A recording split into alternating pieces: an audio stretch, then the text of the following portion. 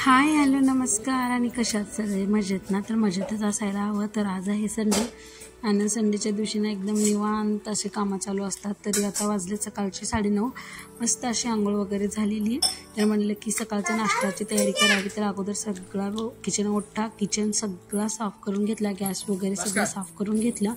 त्यानंतर ना मी लागले नाश्त्याच्या तयारीला. पण त्या अगोदर ना दूध आलं होतं म्हणून तर दूध तापवायला ठेवून घेतलं. आणि त्यानंतर इकडे मी नाश्त्यासाठी ना आज नाश्त्यात बनवणार होती मी मॅगी. तसे तर आमच्या इथे जनरली मॅगी काय बनत नाही, कधीतरी खायची इच्छा झाली ना तर नाश्त्याला अशी मॅगी बनवली जाते. तर आज संडे पण होता, म्हणलं काय नाश्ता करावा. नेहमीच झालं की आमच्या इथं एकदम साऊथ इंडियन नाश्ता असतो की जसं की एका संडेला डोसा इडली काहीतरी असंच असतं. पण म्हणलं आज निवांत आहोत तर उशीर पण झालेला आणि मी काय अगोदरच भिजत पण ठेवलं नव्हतं इडली डोशाचं. तर म्हणलं की मॅगीच करून घेऊयात, पटकन उरकून देखील होईल आणि उठायला देखील उशीर झाला होता म्हणून म्हणलं की पटकन जसं लवकर होणारा नाश्ताच करूयात. तर इथे ना मी अगोदर कांदा गाजर टोमॅटो कट करून घेते. अशा तर मला एकदम मसालेदार मॅगी खायला आवडते, त्यामुळे मसाल्याची मॅगी. आणि असं आमचं कधी नसतं की नाश्ता रोजचं कसं असतं माहिती आहे की नाश्ता वगैरे काहीच नसतो. सकाळी उठायचं, फर्स्ट साहेबांना टिफिन द्यायचं आणि तेच त्यानंतर चपाती भाजी खाऊन घ्यायचं. कार्तिकीला देखील काहीतरी खायचं असेल तर मी असं उपमा वगैरे बनवून देते. असं काय मॅगी वगैरेचा तर ऑप्शनच नसतो आमच्याकडे. मग काय संडेला एकदम निवांत सुरू असतं एक टाईम नाश्ता सकाळचा, नंतर ना मस्त असं दुपारचं जेवण वगैरे सुरू असतं. त्यामुळे ना तर आता मीच बनवायला घेतली मॅगी. टोमॅटो कांदा कट करून घेतला, गाजर देखील मस्त असं बारीक चिरून कट करून घालायचं. मग एकदम छान वाटतं मसाले मॅगीमध्ये. तुम्ही देखील नक्कीच बनवून बघा. आणि त्यानंतर टोमॅटो देखील ना छान कट करून घ्यायचं. आणि त्याचबरोबर नाही ते मी आता आपला सीझन सुरू झाला आहे की मटार देखील भरपूर भेटतो बाजारामध्ये, त्यामुळे मटार देखील छान असं बनवून घालायचा मॅगीमध्ये. त्यानंतर ना सगळं मी सामान कट करून घेतलं. त्यानंतर ते घेतली मी मॅगी बनवायला. तर आज रविवार असल्या कारणाने ना सगळ्याच कामाची देखील गडबड झाली होती माझे. तर अगोदर नाश्ता बनवला आणि त्यानंतर कपडे वगैरे धुवून घेतले. त्यानंतर ना आज बरीच कामं देखील होती की जसं की बाहेर जायचं होतं. आणखीन एक माझं महत्त्वाचं काम होतं, ते म्हणजे तुम्हाला थंबनेलवरून समजेलच की काय होतं. मला एक खरेदी देखील करायची होती, ते देखील मी केलेली. तर त्या अगोदर मस्त असा गरमागरम मॅगीचा नाश्ता करून घेतो आणि तुम्हाला एंडपर्यंत व्हिडिओ नक्की पहा. तर नाश्ता वगैरे करून घेतला. तर मी कपडे धुवूनच घेतली होती म्हणून ना हात लगेच वाळून देखील घेतली, कारण पावसाचा देखील सीझन आहे. त्यामुळे ना लवकर कपडे धुतली तर ती वाळतात पण, त्यामुळे ना कपडे देखील धुवून घेतली.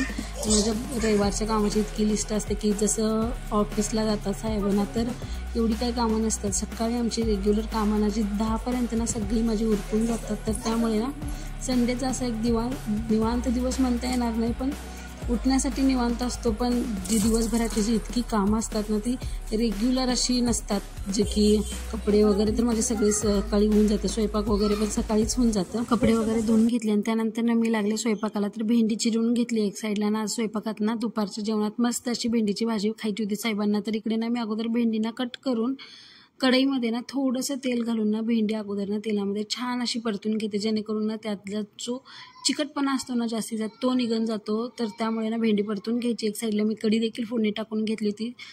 भेंडीबरोबर छान अशी कढी देखील केली होती. तर कढी फोडणी टाकून घेतली. भेंडी परतली होती तर भेंडीला इकडे फोडणी टाकून घ्यायला घेतली. जिरा मोहरी कढीपत्ता छान मोठंसर वाटलेलं लसूण, त्यानंतर परतलेली भेंडी घालून ना व्यवस्थित असं मिक्स करून घ्यायचं. आणि त्यानंतर ना वरतून एक मीठ घालून ना भरपूर सारं कूट घालून ना छान अशी भाजीला एक वाफ काढून घ्यायची. आणि त्यानंतर छान अशी आपली भाजी तयार होऊन जाते.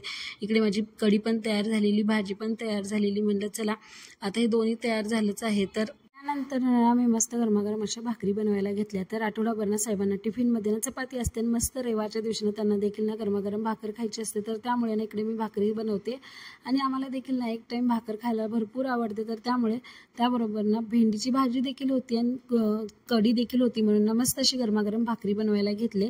आणि त्याचबरोबर कार्तिकी देखील आवडीने भाकरी खाते. तर चपाती कशाला बनवायची, तर गरम मस्त अशी भाकरी बनवायची आहे. पण मात्र माझा ना वर्किंग डे असतो. तो कसा तर ना इतर दिवशी ना मी मात्र ना सकाळी साहेबांचं मस्त असं टिफिन देऊन ना 8-8:30 मोकळी असते. त्यानंतर जी की कार्तिकीची जी कामं असतात, खाऊ घालणं, तिला आंघोळ वगैरे घालणं, ती तर माझी ना 10-11पर्यंत ना इझिली होऊन जातात. पण मात्र ना संडेच्या दिवशी ना ती सगळं हळूहळू सुरू होतं. त्यात तर उशिरा उठणं, त्यात नाश्ता बनवणं, स्वयंपाक वगैरे करणं, त्यात कार्तिकीला आवरणं, तिला खाऊ घालणं ना, तरी यातच ना आमचा अख्खा दिवस निघून जातो.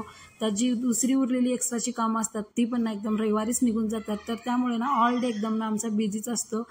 तर माझ्या ना भाकरी बनवून झाल्याच होत्या, तर म्हणलं जेवण देखील करून घेऊयात लगेच. तर जेवायला बसलो होतो. तर जेवणामध्ये ना मी आज मुळ्याची कोशिंबीर केली होती, त्याचबरोबर अशी भेंडी बनवलेली, त्याचबरोबर गरमागरम कढी आणि त्याचसोबत गरमागरम अशी भाकरी. तर छान असं जेवण करून घेतलं आणि त्यानंतर ना थोडा वेळ आराम करून ना आम्ही गेलो होतो 4-5 वाजता आणखीन एक काम करायला. तर ते काम असं होतं की ना आम्हाला ना एक ज्वेलर्स करून ना एक वस्तू खरेदी करायची होती. तर थंबनेलवरून तुम्हाला समजलंच असेल मी काय खरेदी केलंय. तर माझ्या अगोदर ना कार्तिकी आमची किती एक्सायटेड असते बघा की आज जाण्यासाठी. तर मी ना माझ्यासाठी इथे ना कानातले खरेदी करायला आले होते.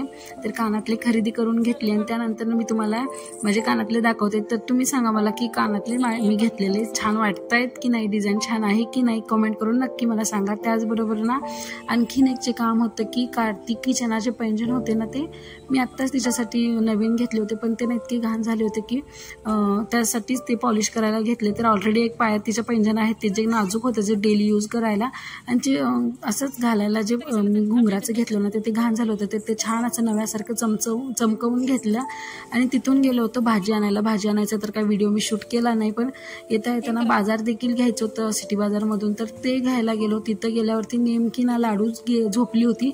भाजी खरेदी करतानाच निम्म्यात ती झोपलेली.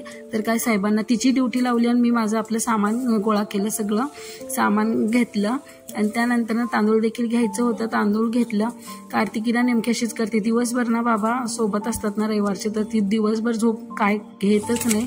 त्यानंतर ना आम्ही बाहेर कुठेतरी गेलो ना तर ती गाडीवरती एक छान अशी डुलकी मारून घेते आणि आमची हाल मात्र उठवते. सामान खरेदी केलं आणि त्याचबरोबर इथं बिलिंगला देखील इतकी गर्दी होती काउंटरवरती. तर बिल करून ना घरी यायला निघालो आणि त्याचबरोबर हे सेल घेतले होते. तर सेल कशासाठी घेतले होते चला तर घरी आल्यावरती तुम्हाला दाखवते. हे ना जे कार्तिकीचे जे गिफ्ट आहे तिच्या काकीने दिलेलं, तर त्याला आम्हाला सेल घालायचे होते. बऱ्याच दिवसापूर्वी असेल ना तिनं दिलेलं गिफ्ट तसंच होतं सेल वाचून. तर आम्ही आज फायनली त्याला सेल घातला आणि त्यावरती कार्तिकीने शिलाई देखील सुरू केली. बघा तिची ही तर स्विंग मशीन होती. इतकी छान गिफ्ट दिलं ना तिनं आम्हाला, वेळ नव्हता त्यात सेल घालायला. तर सेल आणले फायनली, त्यात सेल घातले. जे की हे वायपर आहे ते देखील त्याला देखील सेल घालून घेतले. छान, तिला देखील बघा किती एक्साइटमेंट असते की त्या वस्तूनं सगळं काय काय करायचं तिला देखील समजतं. इथे जी इस्त्री होती, इस्त्री देखील तिने ना बघा कशी इस्त्री करते कपड्यावरती आणि आम्हाला बोलते की चटका बसेल. तर त्यानंतर ना हे सगळे वस्तूला तिला सेल घालून दिले. मस्त ती मात्र ते एन्जॉय करते. तुम्ही देखील बघा आणि व्हिडिओ कसा वाटते मला देखील कमेंट करून सांगा. तर भेटूया नेक्स्ट व्हिडिओमध्ये. तोपर्यंत ना तुमची काळजी घ्या. Take care. Tata, bye bye.